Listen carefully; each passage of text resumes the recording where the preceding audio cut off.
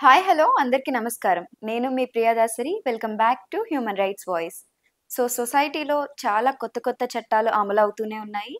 చాలా మంది కొత్త క్రిమినల్స్ కూడా పుట్టుకొస్తూనే ఉన్నారు. అయితే కొన్ని మేజర్ ఫ్యాక్టర్స్ ఉన్నాయి. చెప్పుకోవాలంటే మనకి విమెన్ గురించి కానివ్వండి, drugs, rape cases, murder attempts ఇటువంటి మేజర్ ఫ్యాక్టర్స్‌కి చాలా శిక్షలు వస్తున్నప్పటికీ కూడా ఎలా హాయిగా క్రిమినల్స్ బయట తిరుగుతున్నారనే క్వెషన్ నాకు అర్థం కావట్లేదు. సో, ఈ ఫ్యాక్టర్స్ గురించి మాట్లాడడానికి అసలు ఎటువంటి శిక్షలున్నాయి? ఎటువంటి యాక్ట్స్ తీసుకోవచ్చు? ఇవన్నిటి గురించి మనతో మాట్లాడడానికి ఏపీ అండ్ తెలంగాణ స్టేట్స్‌లో వన్ ఆఫ్ ఆ మేజర్ జడ్జ్ అని చెప్పొచ్చు. ఒక సీనియర్ జడ్జ్ కనపాల రాజ్ కుమార్ గారు మనతో ఉన్నారు. ఆయనతో మాట్లాడి మరిన్ని విషయాలు తెలుసుకుందాం. Hi sir. ఆ! ఎలా ఉన్నారు? బాగున్నాను. బాగున్నారు సార్. ఓకే. సో, ఫస్ట్ చూసుకున్నట్లయితే ఇంతకుముందు మనకి 304 అనేసి ఒక సెక్షన్ ఉండేది సార్ యాక్సిడెంట్స్ అయినప్పుడు. ఇప్పుడు రీసెంట్‌గా మనకి అప్‌డేట్ అయింది. బీఎన్ఎస్ అనేసి కొత్త చట్టాలొచ్చాయి. వాటికి వీటికి డిఫరెన్స్ ఏంటి సార్?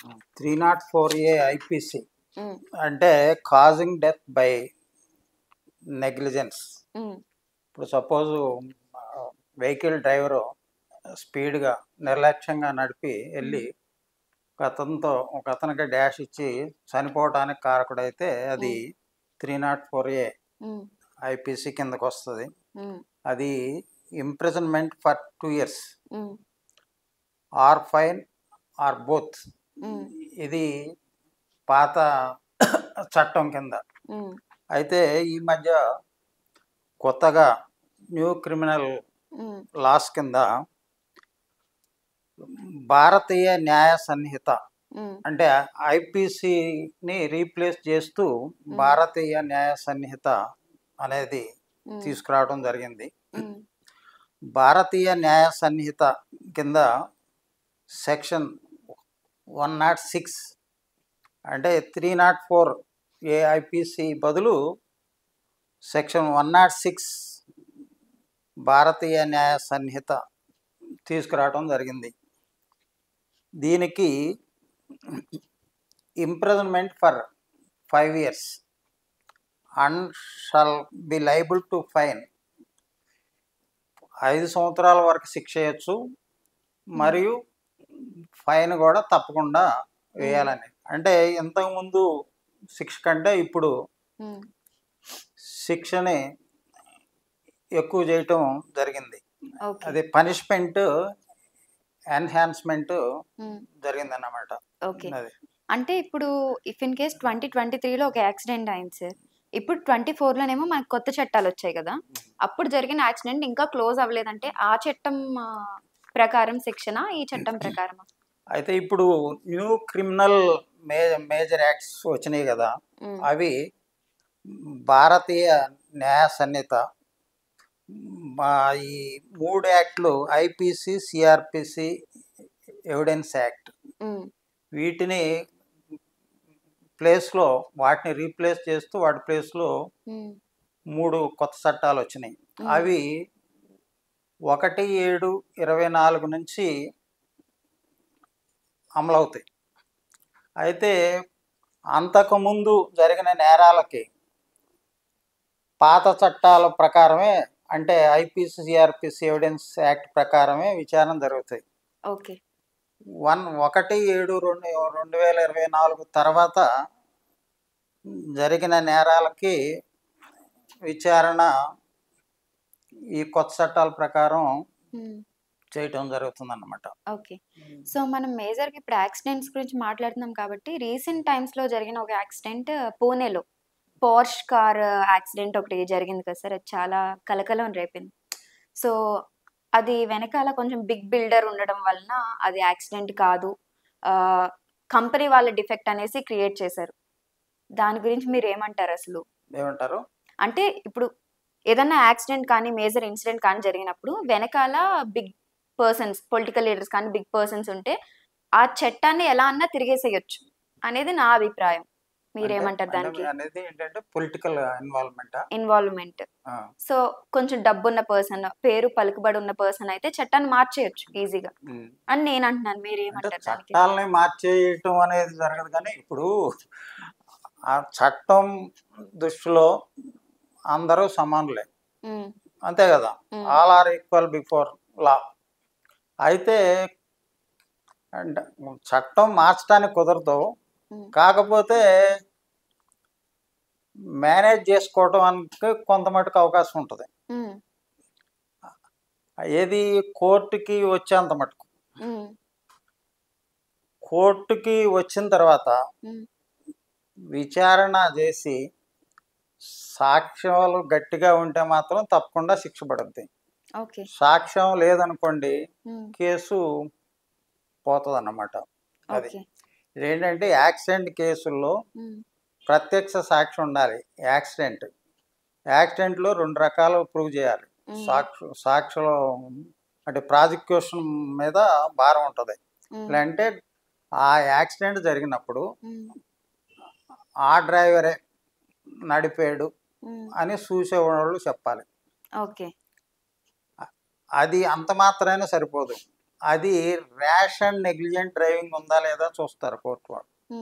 ఈ 2 ప్రూవ్ అయితే అప్పుడు శిక్ష వేయటం జరుగుతుంది అనమాట. ఒకవేళ ఆ 2 ప్రూవ్ చేయకపోతే యాక్సిడెంట్ చేసిన పర్సన్ ని ఈజీగా బయట హాయిగా తిరగమని చెప్పేవచ్చేసారు. అంటే ఇప్పుడు ప్రూఫ్ లేదు మన దగ్గర, ప్రూఫ్ లేదు కానీ యాక్సిడెంట్ చేసిన పర్సన్ అయితే ఆయన మనకు తెలుసు, ప్రూఫ్ అనేది లేదు. సో ఏ విధంగా చూసినా ఆయనకి మనం శిక్ష వేయలేం, అంతేనా సార్? అంటే కోర్టుకు కావాల్సింది సాక్ష్యం కదా, కోర్టుకు కావాల్సింది సాక్ష్యం. ఆఫ్ కోర్స్ ఆయన చేసి ఉండొచ్చు, కానీ కోర్టుకు కావాల్సింది సాక్ష్యం. ప్రాసిక్యూషన్ ప్రూవ్ చేయగలిగి ఉండాలి. ప్రూవ్ చేసినప్పుడే శిక్ష పడుతుంది. మీకు ఎన్ని ఇయర్స్ ఆఫ్ ఎక్స్పీరియన్స్ జడ్జ్ గా? నేను జడ్జిగా రకరకాల హోదాలో 26 సంవత్సరాలు చేశాను. ఈ 20 ఇయర్స్ ఆఫ్ జడ్జ్ గా మీరు చేసిన దాంట్లో చాలా మందికి చాలా శిక్షలు వేసింటారు కదా, మీరు టు బి హానెస్ట్ చెప్పండి, ఈ కేసు తప్పు అని తెలిసి కూడా శిక్ష ఎవరికన్నా వేశారా? అంటే ఈ పర్సన్ కి వేయాల్సిన దాన్ని వెనకాల కొంచెం పొలిటికల్ లీడర్స్ ఎవరో మీకు ప్రెజర్ ఇవ్వడం వల్ల వేరే వాళ్ళకి మలచడం కానీ, ఈ పర్సన్ తప్పించడం కానీ, అంటే మీరు తప్పించలేదు బట్ తప్పించాల్సి వచ్చిన సిచ్యువేషన్స్? తప్పించాల్సిన అలాంటి సిచ్యువేషన్స్ ఏం రాలేదు. జరుగుతాయి సార్ ప్రతి ఒక్కరి లైఫ్ లో ఇలాంటివి, మీరు చెప్పట్లేదు. అంటే మీరు అనేది ఇన్ఫ్లుయెన్స్ అంటారా? ఇన్ఫ్లుయెన్స్ యూజ్ చేయడం వల్ల. అది అలాంటిది నాకు ఇప్పుడు అలాంటిది తగలలేదు. అది ఓకే. సో ఈ తరహాలోనే చూసుకున్నట్లయితే మనకి అమ్మాయిల గురించి రేప్స్ ఇష్యూస్ కూడా చాలా కరెంట్ ట్రెండింగ్ లో ఉన్నాయి సార్. ఇప్పుడు చూసుకున్నట్లయితే వెస్ట్ బెంగాల్ కోల్కతాలో ఒక డాక్టర్ ని రేప్ చేశారు. ఇలా రేప్స్ జరిగినప్పుడు అసలు ఎటువంటి చట్టాలు ఉన్నాయి మనకు అమలు చేయడానికి? అంటే అది చట్టాలు ఉన్నాయి కదా, ఐపీసీలో ఉన్న సెక్షన్ ప్రకారమే పోలీసు వాళ్ళు కేసు రిజిస్టర్ చేస్తారు. దాని ప్రకారం కేసు విచారణ జరుగుద్ది, ఇన్వెస్టిగేషన్ జరుగుద్ది. అయిన తర్వాత కోర్టుకి ఛార్జ్ షీట్ సబ్మిట్ చేస్తారు. ఆ తర్వాత సాక్షులు విచారించి నేరం రుజువైతే శిక్ష పడుతుంది. ఓకే. కానీ ఇప్పుడు రోడ్ మీద ఒక వెహికల్ వెళ్తుందంటే పాస్పోర్ట్ లైసెన్స్ లేదనో లేకపోతే హెల్మెట్ లేదనో వెంటనే ఫైన్ వేసేస్తారు. కానీ రేప్ అనేది చాలా పెద్ద థింగ్. ఇంత పెద్ద క్రిమినల్ థింగ్స్ జరుగుతున్నప్పుడు మాత్రం దాన్ని 1-2 సంవత్సరాలు పొడిగిస్తారు. ఎందుకు సార్ అలా? డిఫరెన్స్ ఏంటి? అందుకనే ఈ మధ్య కొత్త చట్టాల్లో ఇలాంటివి తీసుకురావడం జరుగుతుంది. ఇప్పుడు ఎక్కువగా స్త్రీలకు సంబంధించింది కొన్ని సెక్షన్స్ సెపరేట్గా పొందుపరచడం జరిగింది. అదే దాంట్లో భాగంగానే సెక్షన్ 29 భారతీయ న్యాయ సంహిత కింద sexual intercourse by employing deceitful means ETC, ఈ సెక్షన్ కొత్తగా చేస్తడం జరిగింది. అయితే దీన్ని strict punishment for sexual intercourse on falls promise, దీంట్లో శిక్ష కూడా ఎక్కువగా ఉంది. ఎందుకంటే అప్ టు 10 years 10 years వరకు శిక్ష చేసుకుంటానని మోసం చేయడం, సెక్షువల్ గా యూజ్ చేసుకోవడం వలన సెక్షువల్ గా యూజ్ చేసుకోవడం, దానివల్ల శిక్ష ఎక్కువగా విధించే అవకాశం ఉంది. 10 years వరకు ఇంప్రిజన్మెంట్, ఫైన్ కూడా తప్పకుండా విధించాల్సిన అవసరం ఉంది. ఓకే. అంటే ఇది పెళ్లికి ముందు వర్తించే యాక్ట్ కదా సార్? అవును. ఓకే. ఇఫ్ ఇన్ కేస్ పెళ్ళైన తర్వాత అమ్మాయి కన్సెంట్ లేకుండా తన మీద సెక్షువల్ గా హెరాస్ ఏమైనా చేస్తే ఏమన్నా ఉంటాయా చట్టాలు? అంటే కన్సెంట్ కూడా అవసరమే. కన్సెంట్ కూడా పెళ్ళైనాక మీరు అనేది పెళ్ళైన తర్వాత పెళ్ళైనాక అయినా కానీ భార్యతో కలవాలన్నా కానీ అంటే ఫోర్స్ఫుల్ గా చేయకూడదు. విత్ కన్సెంట్ అనేది ఉండాలి. అది ఓకే. సో ఇందాక మీరు అన్నారు అమ్మాయిలకి ఎక్కువ చట్టాలు వచ్చాయనేసి. ఇప్పటి నుండి కాదు, ఎప్పటి నుండో కూడా అమ్మాయిలకి ఎక్కువ చట్టాలే ఉన్నాయి, అబ్బాయిలకి చాలా తక్కువ చట్టాలు ఉంటాయి. అదేంటో నాకు అర్థం కాదు. కానీ మేల్ డామినేటెడ్ సొసైటీ కాబట్టి. సో దీన్ని మిస్లీడ్ చేసే వాళ్ళు చాలా మంది ఉంటారు. ఇప్పుడు అమ్మాయిలు మనకి ఎక్కువ చట్టాల ఆపర్చునిటీ ఉంది, సో భర్త మీద ఈజీగా కేసు వేయొచ్చు అని ఎలా ఎవరన్నా మిస్లీడ్ చేసి కేసులు వేస్తే అమ్మాయి మీద కేసు పెట్టడానికి ఏమన్నా ఉంటుందా అబ్బాయిలకి? అమ్మాయి మీద కేసు అంటే ఇంకోట్లేండి, మీరు ఇందాక అన్నారు అదేది ఎక్కువ మేల్ డామినేషన్, అంటే భర్తలు భార్యలు హింసిస్తున్నారు. అంటే సమాజంలో భార్య బాధితులు కూడా లేరంటారా? ఉన్నారు సార్. భార్య బాధితులు కూడా కొంచెం ఉండొచ్చు.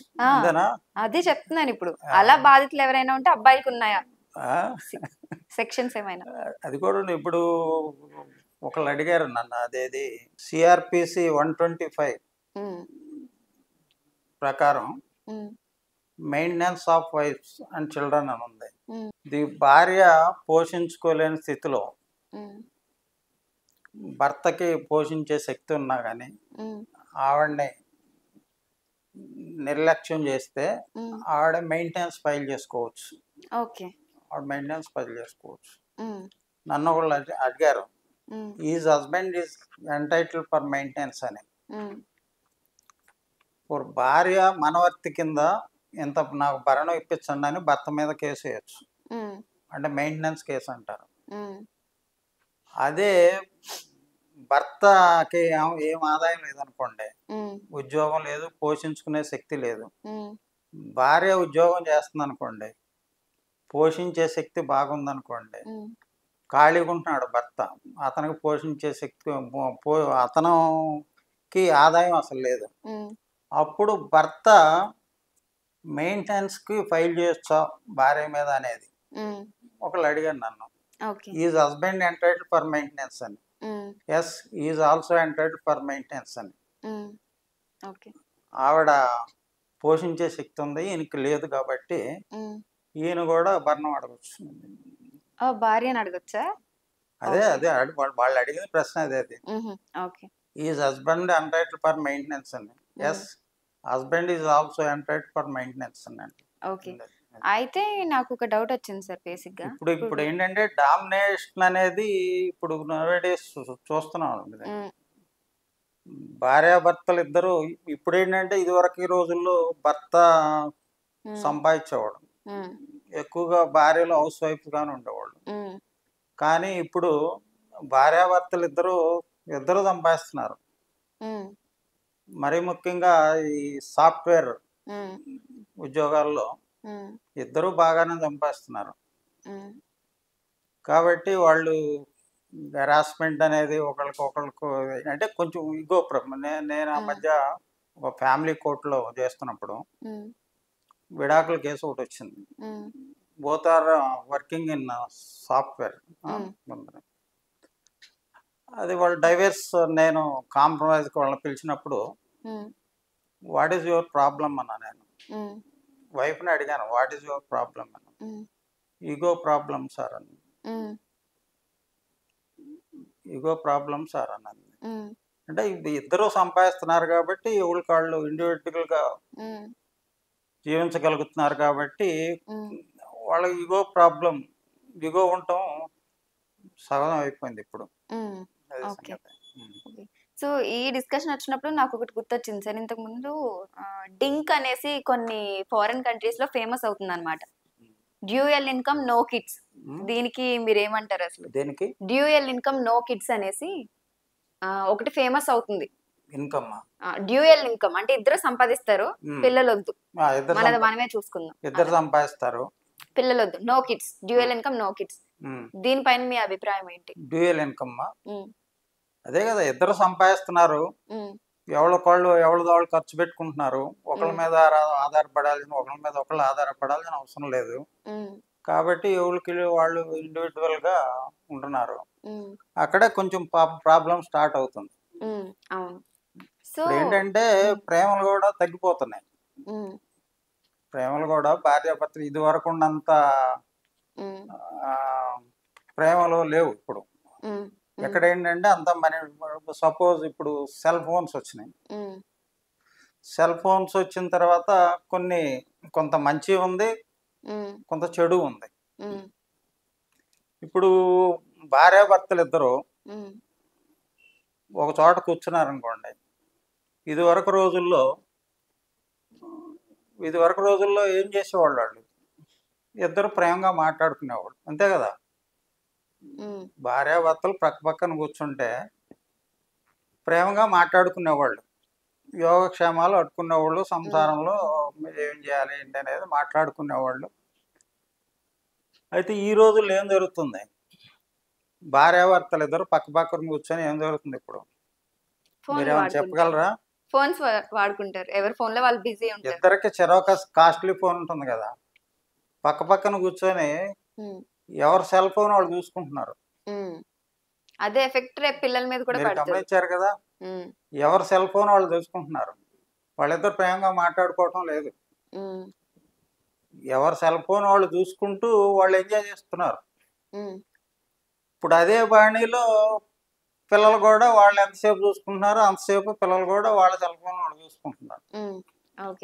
అది పరిస్థితి ఇప్పుడు. అయితే ఈ లేడీస్ టాపిక్ వచ్చినప్పుడు డౌరీ అనేది బాగా గుర్తొస్తుంటది మనకి. సో భర్త డౌరీ కోసం వేధిస్తే చట్టాలు అయితే ఆల్రెడీ ఉన్నాయి కదా సార్, డౌరీ ప్రొహిబిషన్ యాక్ట్ కింద ప్రొవిజన్ ఆల్రెడీ ఉన్నాయి. సో అయితే అసలు డౌరీ ఇవ్వాలంటారా? ఒక అమ్మాయి పెళ్లి చేసుకునేటప్పుడు డౌరీ ఇవ్వాలా? డెఫినెట్ గా డౌరీ ఇవ్వాలని ఎట్లంటాం నేను? డౌరీ ఇవ్వటం పుచ్చుకోవటం కూడా నేరమే కదా. డౌరీ తీసుకోవటం ఎంత నేరమో ఇవ్వటం కూడా అంతే నేరం. ఓకే. ఇఫ్ ఇన్ కేస్ నాకు ఎవరైనా పెళ్లి చూపులు అసలు డౌరీ ఎందుకు ఇవ్వాలి? డౌరీ ఎందుకు? ఇప్పుడు ఇద్దరు ఎర్నింగ్ లోనే ఉన్నారు, సరే ఇద్దరు ఎర్నింగ్ లో లేకపోయినా డౌరీ ఎందుకు ఇవ్వాలి? ఇప్పుడు ఏంటంటే ఇప్పుడు నేను ఆ మధ్య ఏదో సంబంధం ఉందని ఒక అతను చెప్పాను. చెప్తే అమ్మాయిని చూడలేదు, వాళ్ళు యోగక్షేమాలు తెలుసుకోలేదు, వాళ్ళ ఫ్యామిలీ బ్యాక్గ్రౌండ్ తెలుసుకోలేదు. అతను అడిగిన మొట్టమొదటి మాట ఏంటంటే కట్నం ఎంత ఇస్తారంట అన్నాడు. సార్ ఇప్పుడు మీ 26 years ఆఫ్ ఎక్స్పీరియన్స్ లో చూసుకున్నట్లయితే ఎటువంటి క్రిమినల్ కేసెస్ ని డీల్ చేశారు సార్ మీరు? ఎటువంటి క్రిమినల్ కేసు అనకంటే అన్ని రకాల కేసులు చేయటం జరిగింది. ఇండియన్ పెనల్ కోడ్ కింద దాదాపు అన్ని సెక్షన్ల కింద, ఎక్కువ సెక్షన్ల కింద చేయటం జరిగింది. చాలా కేసులు డిస్పోజ్ చేయడం జరిగింది. అందులో బాగా ఫేమస్ కేసులు ఏంటంటే వినగానే మనకి గూస్ బంప్స్ వస్తాయి అంటారు కదా, విచిత్రంగా కొంచెం పెద్ద కేసెస్ ఉంటాయి కదా, అలాంటి కేసులు ఏంటో ఒక 2-3 మాకు చెప్పగలరా? పెద్ద శిక్షలు వేసినవి. చిత్రంగా అంటే ఆ వ్యక్తి యొక్క పేర్లు అవేం అవసరం లేదు, బట్ ఆ కేసు ఏంటి? అంటే నేను చోట లీగల్ సర్వీసెస్ అథారిటీ సెక్రటరీగా చేస్తున్నప్పుడు ఒక 5 సంవత్సరాల పిల్లాడు నా దగ్గరకు వచ్చాడు. నా దగ్గరకు వచ్చి ఒక అప్లికేషన్ ఇచ్చాడు. ఏంటి నీ సమస్య అన్నా నేను. అంటే ఒక ఆయనతో పాటు వాళ్ళ తాతగారు కూడా వచ్చాడు పక్కన. ఏంటి నీ సమస్య అన్నా. ఆ పిల్లాడు చెప్తున్నాడు, మా అమ్మ నాన్న వాళ్ళు విడిపోయారండి, మా అమ్మ నాన్న వాళ్ళు విడిపోయారు, మా నాన్న ఒక ఆవిడ చేసుకున్నాడు, మా నాన్న ఒక ఆవిడ చేసుకున్నాడు, మా అమ్మేమో ఇంకొక ఆయన్ని చేసుకుంది,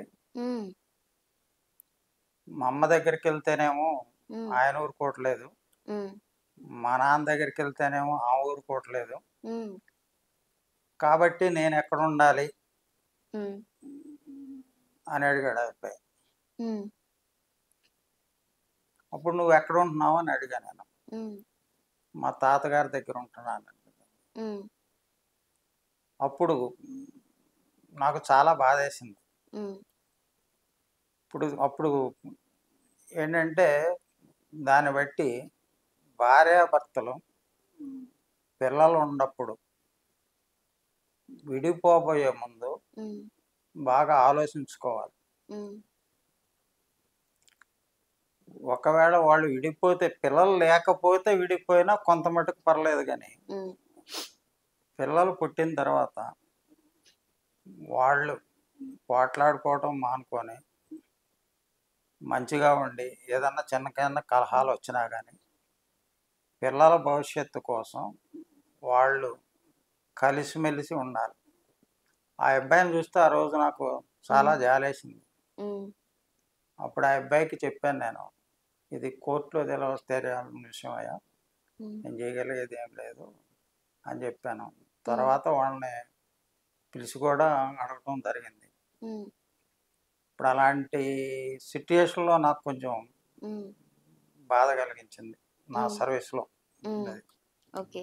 మీరు బాగా అంటే జడ్జిగా ఉన్నప్పుడు మీరు జడ్జిగా వర్క్ చేస్తున్నప్పుడు పెద్ద శిక్ష ఎవరికేసారు సార్?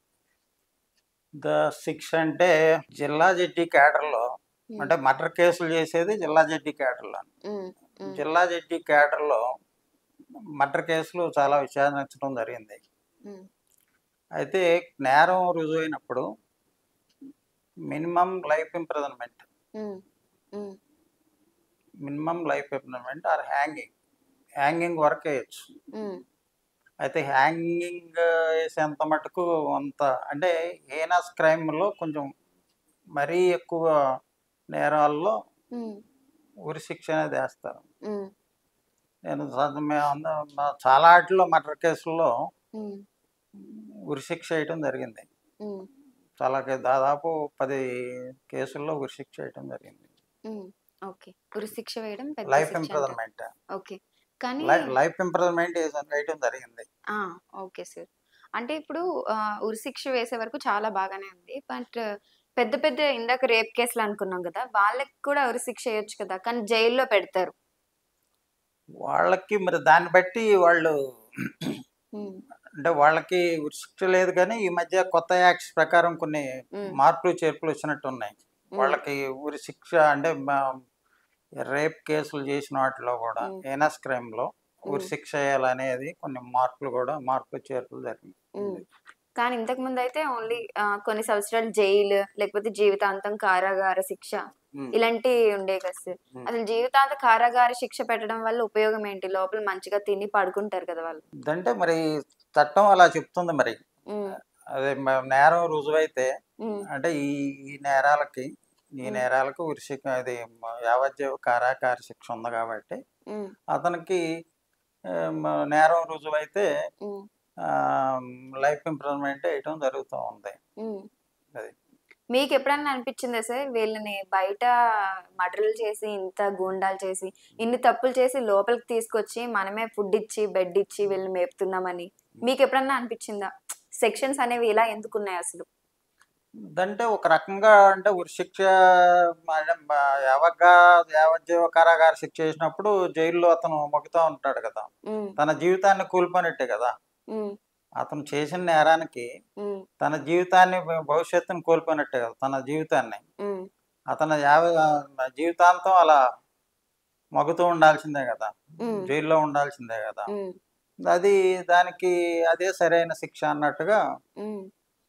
కానీ ఈ రోజుల్లో భావించుకునేయటం జరుగుతుంది. బయటుంటే జాబులు సరిగ్గా లేవు సార్. బయట జాబులు వెతుక్కోవడమే కష్టమైంది. ఉమ్, తినడం కానీ, లేకపోతే షెల్టర్ చేసుకోలేని వాళ్ళు చాలా మందున్నారు. ఉమ్, కానీ ఈ గూండాలు, రవడీలు వీళ్ళెవరైతే ఉన్నారో హ్యాపీగా జైల్‌లో ఉంటున్నారు. వాళ్ళు బయటికి వచ్చి పని చేయాల్సిన అవసరం లేదు. ఒక కుటుంబాన్ని పోషించాల్సిన అవసరం లేదు. టైంకి ఫుడ్ పెడతారు, ఉమ్, పడుకుంటారు. ఉమ్, లోపలే బావుంది వాళ్ళకి. ఉమ్, ఉమ్. దీనికి కానీ మీరేమంటారు? ఇది ఆలోచించాల్సిన అవసరం ఉంది. మనం హ్మ్. చట్టాలు చేసే ముందు దీన్ని ఆలోచించాల్సిన అవసరం ఉంది. హ్మ్. మీకెటువంటి రైట్ ఉండదా సార్ గవర్నమెంట్‌తో ఇలాంటి విషయాలు మాట్లాడడానికి? అంటే మాకు అంటే జడ్జిలుగా శిక్షలు వేయటమే కానీ, హ్మ్. జడ్జిలుగా శిక్షలు వేయటమే కానీ హ్మ్. దాంట్లో చట్టాలు చేసే అధికారం మామూలుగా దీనికి పార్లమెంట్‌కే ఉంది కదా! హ్మ్. గవర్నమెంట్ హ్మ్. చట్టాలు చేయటం. దాంట్లో ఓకే. మార్పులు, చేర్పులు చేయటానికి హ్మ్. ఉండేది. ఓకే. మీరు చాలా క్రిమినల్ కేసెస్‌ని డీల్ చేశారు.